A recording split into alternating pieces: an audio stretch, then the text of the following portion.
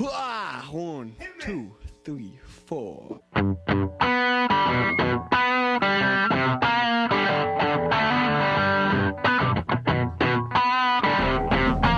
All right, Pastor Brian Wolfmiller here. We're grappling with the text, and we're in 1 Peter still, chapter 3, verses 1 to 6, where he says, in the same way. Now, in the same way as what? Remember that in the big picture, we're in the table of duties. Remember, we had the introduction, and we entered into the table of duties here, and we had the conversation of subjection. In fact, here already in chapter 2:13, it says, "Be subject yourselves to every ordinance of man for the Lord." I wonder if got a highlighter here.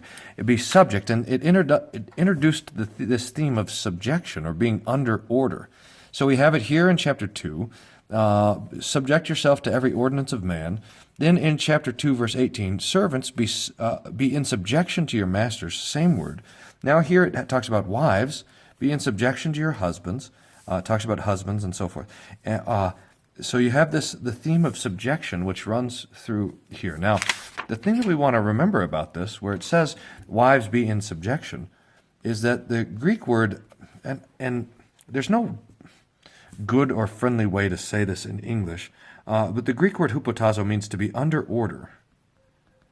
And I don't know if it sounds, I really don't know how to say it in English to make it sound not offensive. Be subject, be in obedience to, or be under order, subordinate. That would be the word under order, subordinate. But it rakes on our ears and sounds offensive. It really shouldn't.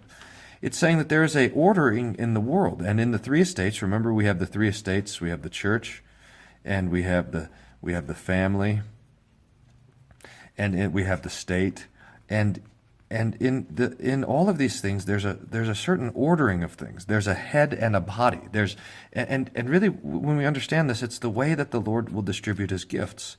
So, for example, it talks about people in the church being subordinate to their pastor. Now, what does that mean? Does that mean you're submitting yourself to the pastor? No, it means that as the preacher, the pastor is there so that the Lord can deliver His word to His people, and we're to be subject to every ordinance for the sake of.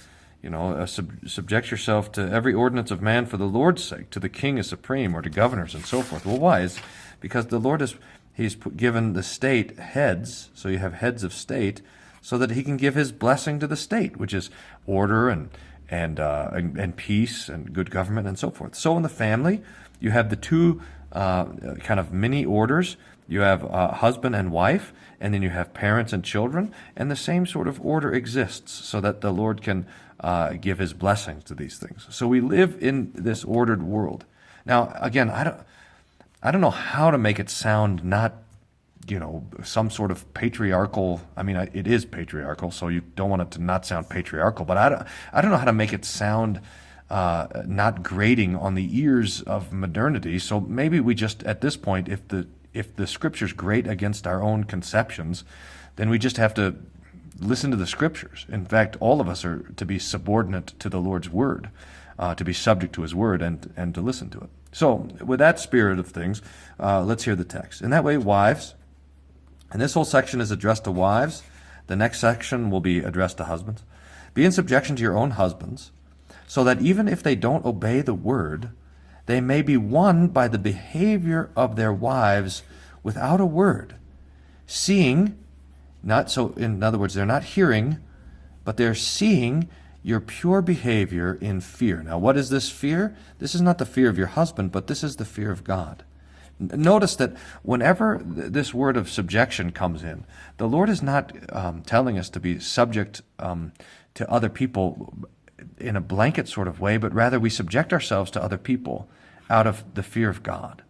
So that as we go and servants submit themselves to their masters, they do so out of the fear of God. Citizens subject themselves to the government out of the fear of God. And wives subject themselves to their husbands out of the fear of God, who has established this sort of order. Now, look what it's saying here, that the wives, especially the wives of the unbelievers, that's those who don't obey the word. So the Christian women who are married to non-Christian men, there's direct and kind of distinct instructions that the Lord gives you. And that is that your behavior which is pure and in the fear of God, would win the hearts of your husbands, or in fact, they would win the hearts of the husbands for the Lord himself. So that Peter sets us in this world to be examples, and especially to be examples. So, of course, the wives would speak of the Lord's mercy to their husbands and bless their husbands and so forth. But he's saying it's going to be especially not in hearing you, but in seeing you, that the Holy Spirit will work. Now he goes on, he says, let your beauty, and beauty is a topic that we should speak of more. Remember, we have the three transcendentals. We have what's true, and what's good, and what's beautiful.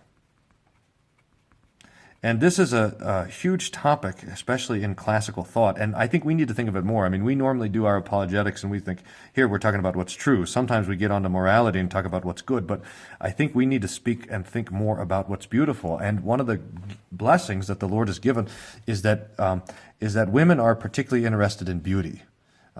In the idea of beauty and being beautiful and so forth. And so Peter knows that. He recognizes it, and he says, now, when it comes to your beauty, let it not just be the outward adorning of braiding the hair and wearing jewels of gold or putting on a fine clothing. So he mentions the hair, he mentions jewelry, and he mentions clothing. He says, let your beauty should not just be in the way that you dress, the jewelry that you wear, the way you do your hair and so forth.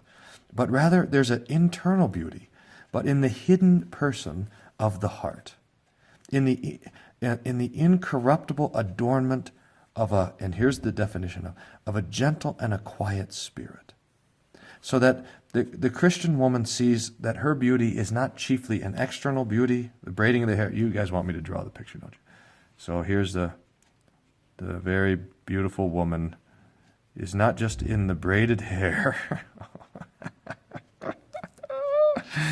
or the fine jewelry, bling, bling, bling, bling, bling, or the fancy clothes. Oh boy, this is a nice evening gown. Look at those shoulders. Anyway, high heels. This is not just the beauty here, but the beauty is rather of the heart, a gentle and a quiet spirit. May the Lord grant, we'll talk about husbands too, but may the Lord grant that all godly women would have a gentle and a quiet spirit, which is very precious in the sight of God. For this is how in the past the holy women who hoped in God also adorned themselves, being in subjection to their own husbands. So Sarah, and Sarah is put forth here as the chief example for a godly woman, and she obeyed Abraham, calling him Lord, whose children you are, whose children you now are, if you do well and are not put in fear by any terror. Now notice here, this is what's interesting, is that here we have the positive fear, and here we have the lack of fear. And we remember that the fear of God casts out fear of everything else.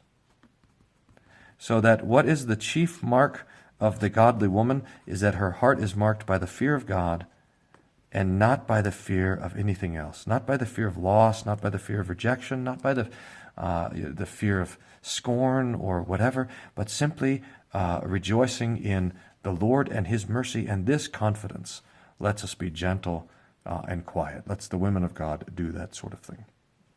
Now, when we go back to the scriptures in Genesis and we study our sister Sarah, we see that in what way she was a gentle and quiet spirit. In fact, one of the chief things about Sarah is that she laughed when the Lord came and gave the promise. She was 90 years old, is that right? She was 90, Abraham was 99, and the Lord came and said, you're going to have a baby.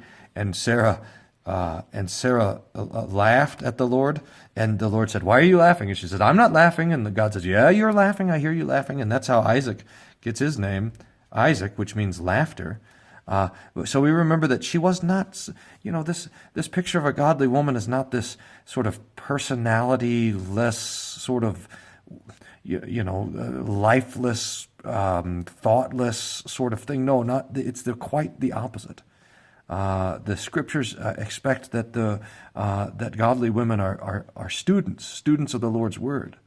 Expects that they are confident in the Lord's mercy, and it expects that they recognize that the place that the Lord has given them in the family is this place of being subject to their husbands, and that they take up that hard labor of being under the order of a sinful man, they take that up with confidence in God, trusting that the Lord will bless this thing.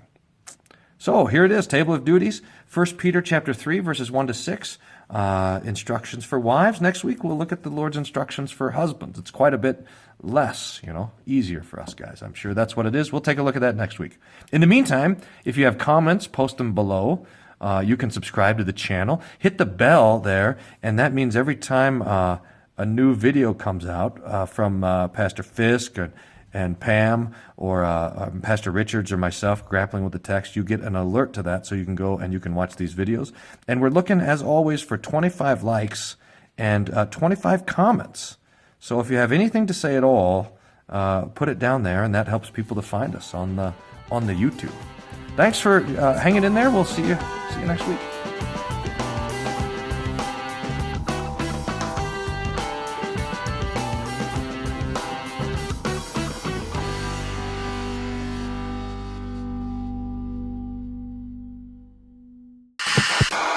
Worldview Everlasting is solid, Christian, and free because it is viewer supported. Your monthly gift of $5, $10, or $25 is the reason that we can continue to improve and expand these tools for online Christian outreach and discipleship. To make a one-time donation, sign up for the Lutheran Ninja Clan regular giving, or to find information about how to put Worldview Everlasting in your congregation's budget, click Donate Now.